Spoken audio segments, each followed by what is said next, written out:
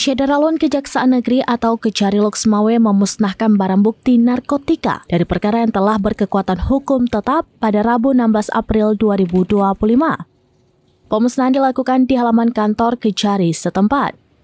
Proses pemusnahan dipimpin oleh Kasih Pengelolaan Barang Bukti dan Barang Rampasan Kejari Loksmawe, M. Syafrizal, mewakili Kepala Kejari Loksmawe Ferry Mupahir SHMH.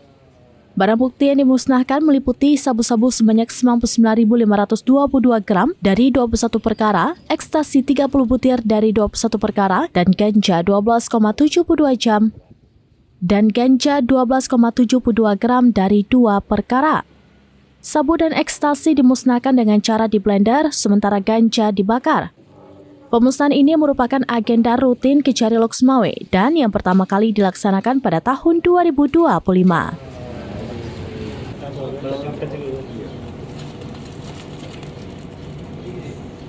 Pagi ini kegiatan di Kejaksaan ini adalah pemusnahan barang bukti yang biasanya yang sering kita lakukan 4 kali dalam setahun. Tahun 2024 kita ada 4 kali. Ini masih termin pertama.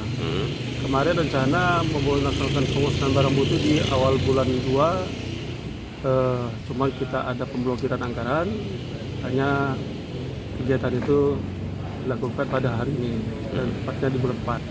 Dan barang bukti yang dimusnahkan itu sebanyak 21 perkara yang dengan jumlah dari perkara tersebut 99,52 gram dan 30 butir tablet ekstasi.